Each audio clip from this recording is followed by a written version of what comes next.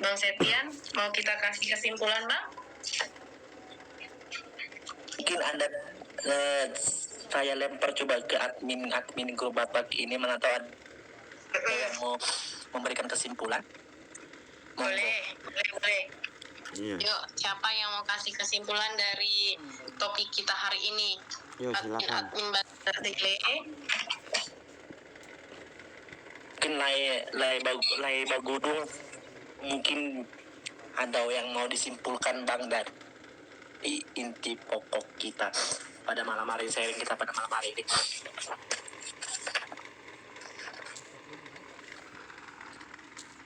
Ini lanjut aja, Le.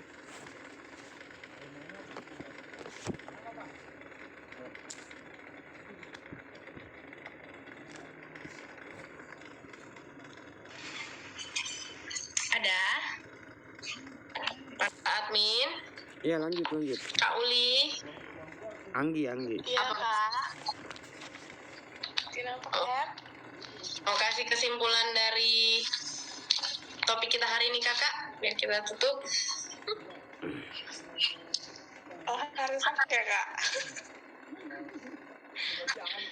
Kak happy nggak? Nanti aku tambahin, Kak Uli. Kalau dari aku sih, sejauh yang kita dengar dari awal tadi, topik kita Tuhan berkuasa atas kelemahan ya tadi ya. Jadi, yang harus kita tahu, kalau Tuhan izinin kita punya kelemahan, itu bukan berarti Tuhan kasih kelemahan, terus itu Tuhan tinggalin kita. Ya, yang harus kita tahu, ketika kita lemah, kita itu kuat. Tapi, kita harus ingat satu, kita bisa lakuin banyak hal, walaupun dunia berkata yang paling pintar itu bakal jadi pemenang, yang paling besar, yang paling kaya, atau yang paling apapun itu bakal jadi pemenang. Tapi kita tetap berpegang sama apa yang Tuhan bilang. Yang Tuhan bilang itu, saya lupa kalau bahasa Indonesianya gimana, tapi di Filipi 4 ayat 13 itu kayak bilang, I can do all things through him who strengthens me, ya. Itu artinya, aku tuh bisa ngelakuin apapun bersama Tuhan yang nguatin aku, gitu. Jadi, untuk mengatasi insecure yang kita tahu, kalau kita ini penuh dengan kelemahan, gitu, ya, kita berpegang sama apa kata Tuhan, bukan apa kata dunia. Memang kalau kita berpegang dengan apa kata dunia, semua yang kaya, semua yang pintar, semua yang lebih keren daripada kita itu bakal jadi pemenang. Dan itu bakal bawa kita untuk tidak melakukan apapun. Ya, aku mungkin mau kasih sedikit contoh. Kalau saya dulu itu orang yang susah untuk bicara, maksudnya saya itu gagap ya, mungkin sampai sekarang agak sedikit gagap.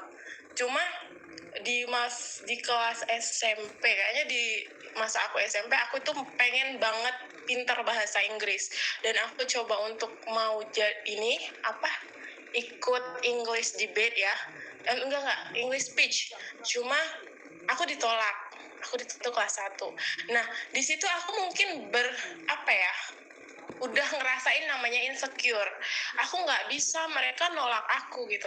Tapi lagi-lagi aku berpegang sama yang Tuhan bilang, I can do all things through him. Aku bisa lakuin apapun bersama Tuhan. Jadi aku coba buat latih diri aku dan berpikir Tuhan nggak ninggalin aku sendirian gitu. Jadi yang perlu kita ingat kalau yang menurut aku ya, yang perlu kita ingat dari semua yang udah kita bahas, apapun kelemahan kita, Tuhan nggak pernah tinggalin. Tuhan nggak pernah izinin sesuatu terjadi sama ciptaannya kalau itu untuk menjatuhkan kita.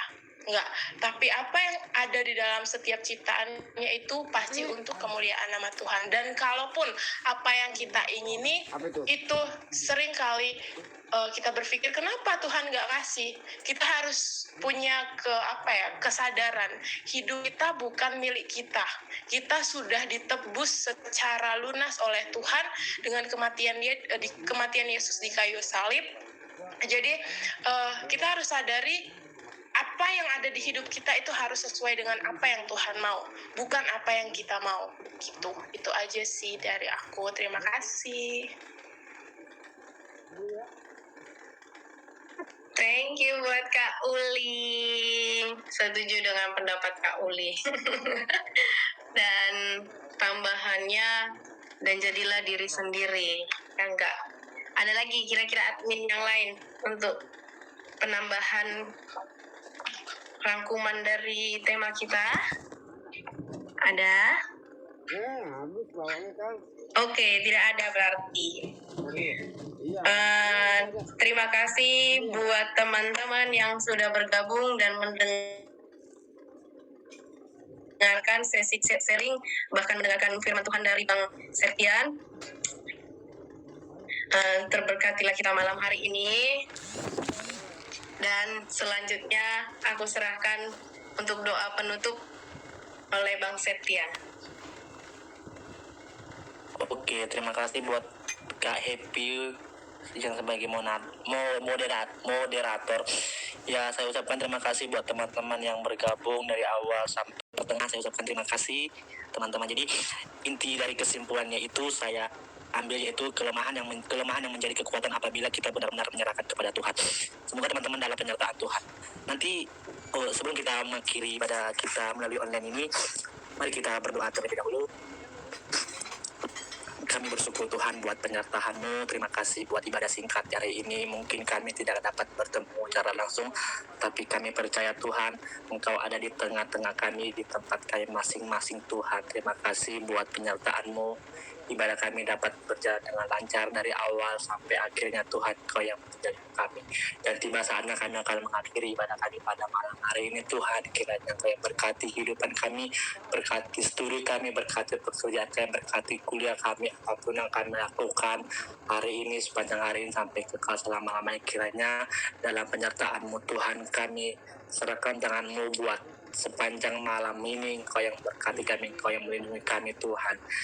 Setiap orang tua kami Tuhan, kami serahkan dalam tangan-Mu. Biarlah Tuhan kedua orang tua kami Engkau beri kesehatan, panjang umur.